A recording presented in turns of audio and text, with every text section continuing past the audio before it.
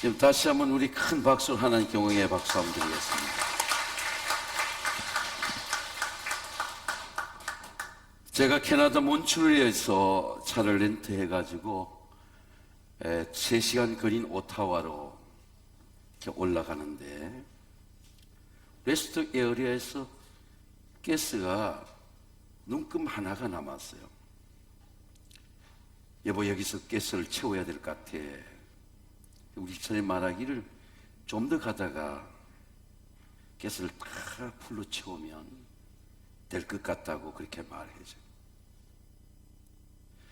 그래서 다시 한 2시간, 1시간, 2시간을 거쳐 가는데 그 고속도로가 417 오타와로 가는 도로와 미국 가는 420이 겹쳤다가 갈라집니다. 근데 끝까지 레스트 에어리가 나오지 않아요. 점점 운전하는데 불안해지고 이 가스가 떨어지면 어떡하지? 여보, 그때 레스트 에어리아에서 우리가 가스를 넣어야 됐나 봐. 끝까지 레스트 에어리아가 나오지 않는 겁니다. 결국 차량에는 빨간 등이 켜지고 차가 빠져나가서 구글 맵으로 가스를 스테이션을 검색해가지고 그 가스를 넣고 나니까 그렇게 감사해요.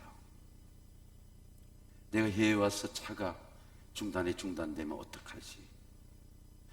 그 오는 시간 동안에 아름다운 단풍과 산화가 있어도 그것을 즐기지 못하고 계속 불안과 두려움이 떠나지 않는 겁니다. 내 돈을 내고 가스스테이션에서 가스를 채웠는데도 그렇게 감사해요. 여러분, 제가 느낀 그 불안이 삶의 불안입니까? 존재의 불안입니까? 존재의 불안입니다. 내가 가스를 채우고 나니까 그 삶의 불안이 사라져요.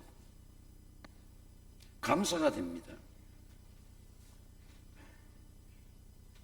존재가 해결되면 삶의 문제가 해결이 되는 것이죠.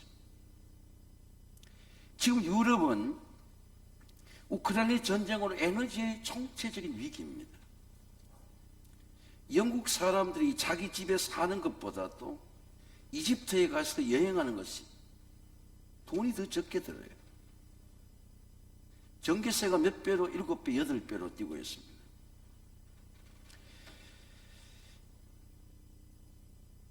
예수님을 영접한 그리스도인의 존재의 변화는 무엇입니까?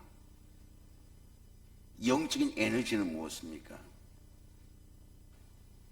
그리스도인의 평안은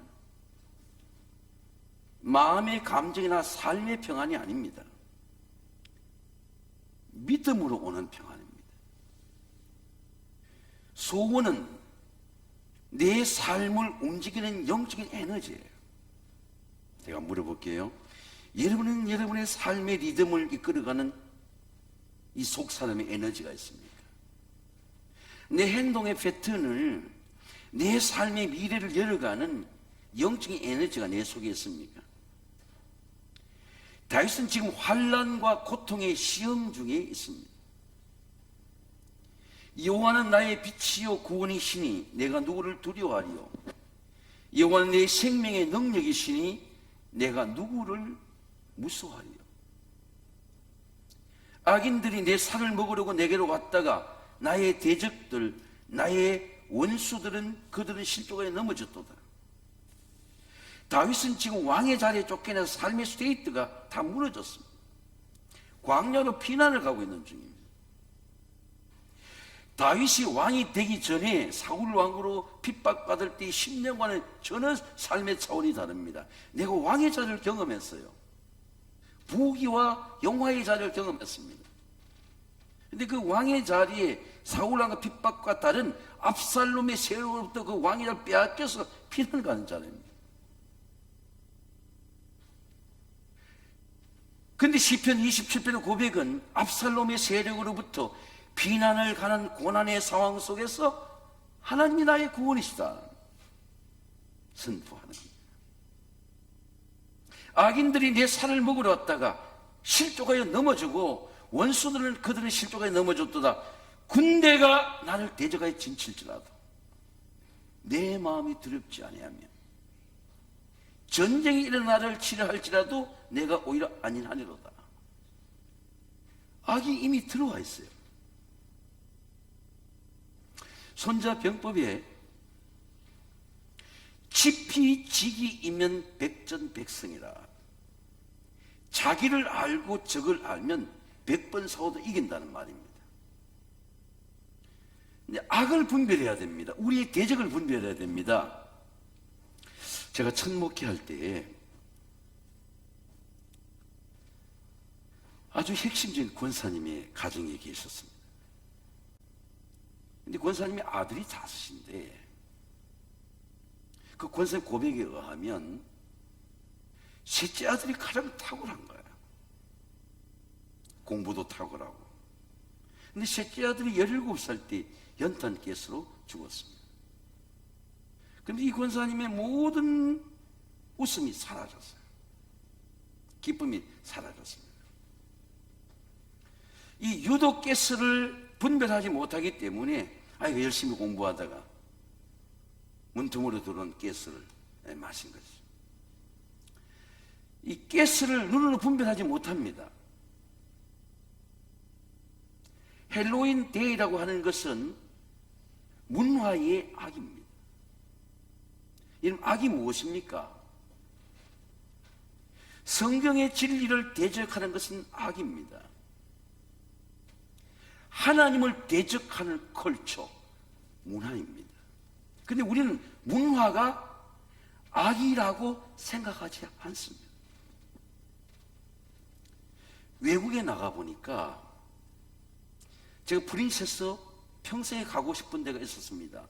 프린스 에드워드 아일랜드로 가는 빨간머리 앤이라고 하는 그런 작가가 있던 곳을 가봤습니다.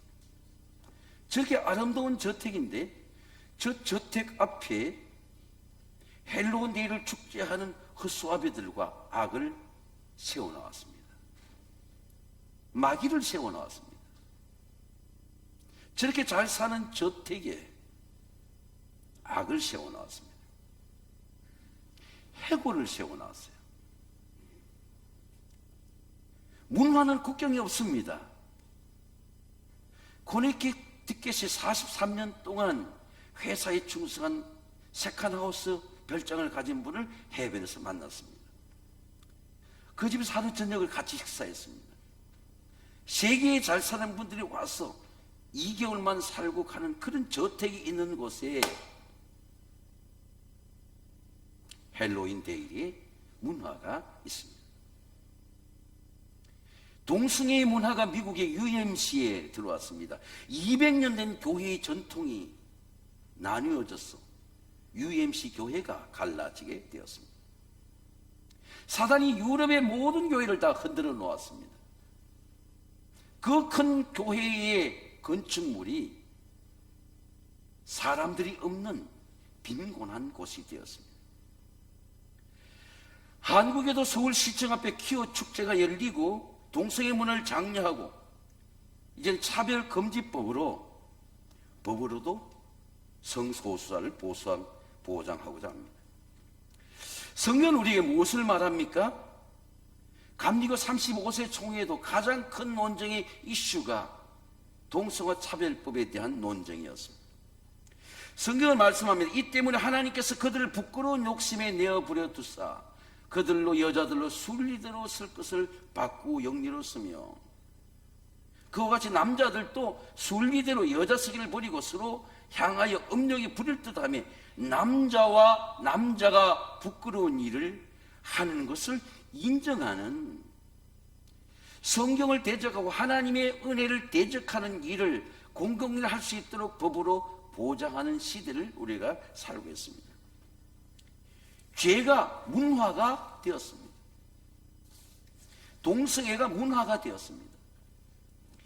비대면 예배라고 하는 단어는 코로나 바이러스가 만들어낸 문화입니다.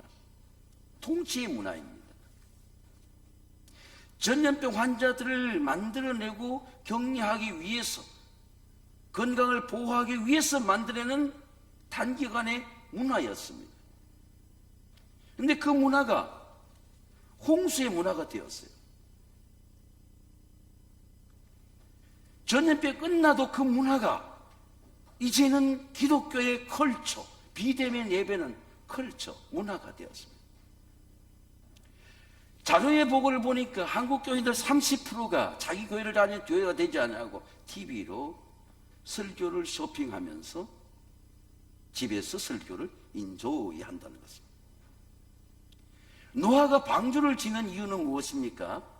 세상의 물이 이미 홍수로 덮었어요. 노아가 방주를 지는 이유는 내가 살아야 되는 거예요. 우리 자식들이 살아야 돼. 너는 아라라 산에 가서 방주를 예배해라. 이미 세상이 다 물이 잠겼어요. 교회의 뚝도 무너졌습니다. 예수 그리스도의 십자가의 보혈이 아니고는 교회를 지킬 수가 없어요. 십자가의 도가 멸망하는 자의 미라는 것이지만 구원을 얻은 우리는 하나님의 능력이다. 여러분, 그리스도의 보혈로 여러분의 믿음을 지키시기를 주의 이름으로 축원합니다.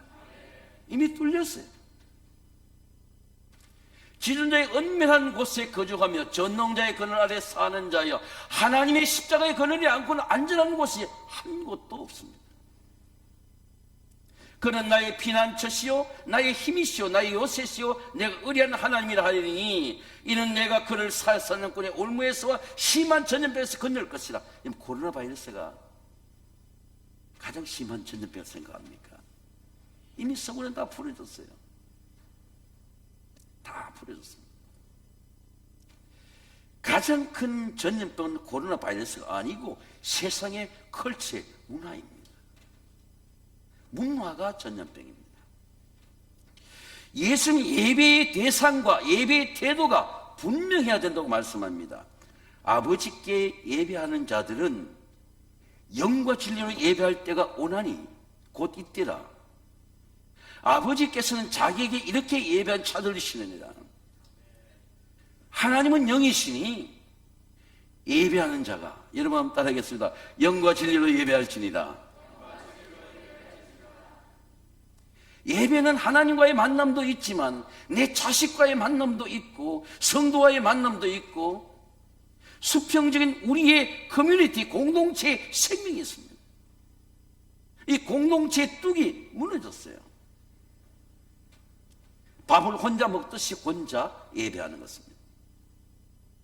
예배는 하나님과의 만남도 있지만 성도의 수평적인 교제의 나눔도 있습니다. 근데 여러분, 15세기에 패스트가 유럽의 3분의 1이 죽을 때 패스트가 왔을 때에 우리의 믿음의 선배들은 교회가 개혁되었습니다.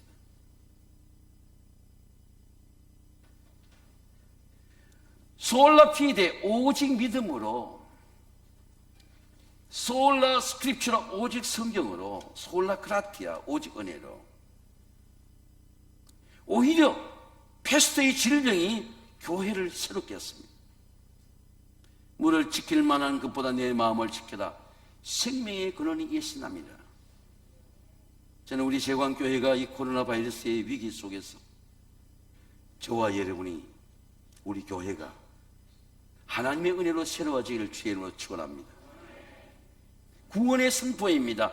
여호와는 나의 빛이요 나의 구원이시, 내가 누구를 두려워하리요. 여러분은 거울 앞에서 내 자신을 향해 하나님의 말씀으로 선포해 보았습니까? 가정에서 우리 자식도 예배 드리면서 우리 가정이 어떤 가정이라고 선포해 보았습니까? 다윗의 선포의 기도입니다. 하나님 나의 구원이라고, 여호와 내 생명의 능력이니 두려움의 문제가 있지만 내가 누구를 두려워하리요. 두려움의 대상을 향해서, 두려움의 질병을 향해서, 두려움의 고통을 향해서 선포합니다. 모든 사람에게는 죽음의 두려움이 있습니다. 엘리자베스 캐빌러 로사로 하는 사람은 초등학교 때 폴리시입니다. 폴란드 출신입니다. 마이애미 수용소에서 학교에서 견학을 갔습니다. 13살 때에 유대인들이 600만 명 학살을 당할 때에 그 학살당한 그 수용소의 내부에 벽에 나비가 그려져 있었습니다. 손톱으로, 사금파리로, 돌로. 13살 때에 왜 죽어가는 유대인들이 그 나비, 버터플라이, 나비를 그려놓은지 몰랐습니다. 그는 부모가 유학을 시켜 스위스에서 정신의학을 공부하고 의학 박사가 되고 시카고 대학에 가서 암 환자와 환자들, 고통당하는 자의 호스피스 운동을 할 때에 600여 명의 환자들을 임상실험했습니다. 왜 예수 그리스도를 영접한 사람은 죽음에 직면해서도 죽음을 이기는가? 왜 예수가 없는 사람은 죽음 속에 불안해하는가? 그게 키포인트예요. 그래서 엘리자 케블러 로스는 자기 자식들에게 그런 유언을 했습니다. 내가 죽거든 슬퍼하지 말고 내가 13살 때 준 나비를 날려달라. 나는 부활한다. 나는 하나님의 나라에 간다. 내 장례식에 슬픈 찬송을 부르지 말고 김한란 박사처럼 내 장례식에는 나비를 날려달라. 13살 때 본 그 부활의 나비가 내 인생을 날게 했고 내가 의학 박사가 되게 했고 노벨 평화상 받게 했고 내 인생은 그리스도의 부활이 내 인생이니까 부활의 노래를 불러라 그랬습니다.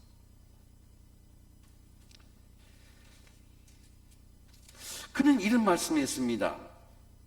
인생의 가장 위대한 서성은 영어나 수학이나 기술이 아니고 죽음이다. 죽음이 우리 인생의 서성이다. 죽음을 알면 삶을 살아가게 된다. 우리가 바르게 살지 못하는 이유, 우리가 삶의 행복을 느끼지 못하니, 삶의 기쁨을 느끼지 못하는 것은 죽음의 미닝을 알지 못하기 때문에 삶을 기도하게 사는 것이다. 예수님은 죽음을 가르쳤습니다. 여러분 한번 따라하겠습니다. 너희는 마음에 근심하지 말라. 타라스 근심이라는 말입니다. 세상이란 근심이 아니고 죽음을 근심하지 말라. 하나님을 믿으니 또 나를 믿으라. 내가 아버지 앞에 집에 거할 곳이 많도다. 내가 너희를 위해 거처를 예배하러 가노니 내가 거처를 예배하고 다시 와서 너희를, 여러분 한번 따라하겠습니다. 나 있는 곳에 너희도 있게 하리라. 삶의 두려움은 어떻게 사라질까요? 재난에 대한 두려움, 흉년에 대한 두려움, 실패에 대한 두려움 어떻게 사라질까요?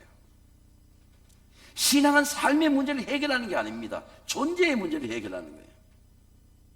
내 존재가 해결되면 삶이 해결되는 거예요.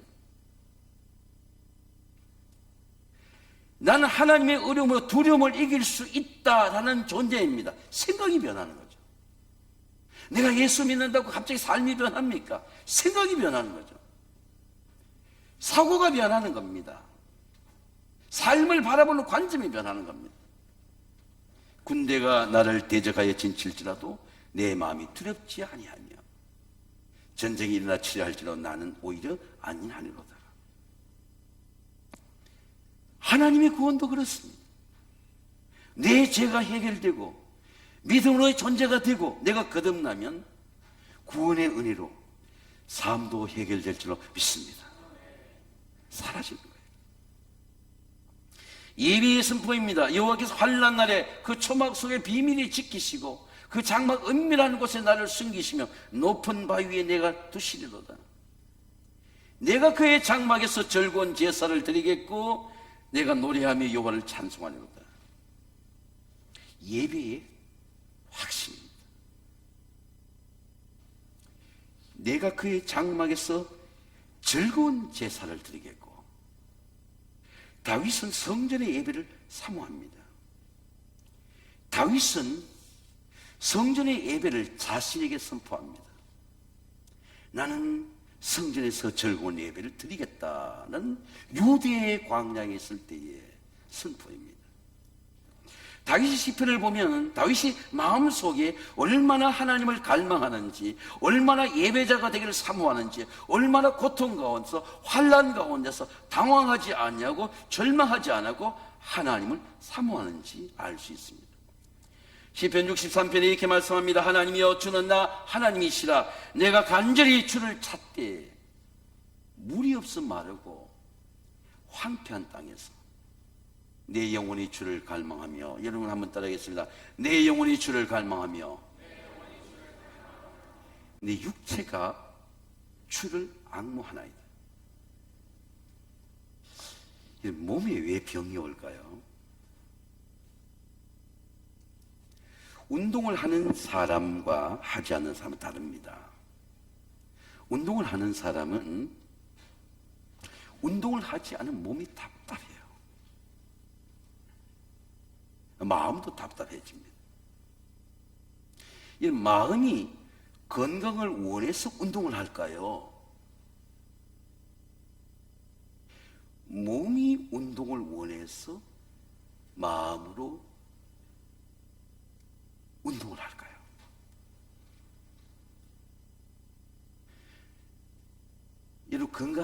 여러분 모두 건강의 복을 누리시기를 주의 이름으로 축원합니다. 마음으로 건강을 원할까요? 몸이 건강을 원할까요? 왜 우리가 건강한 삶을 살지 못하고 몸이 건강하지 못할까요?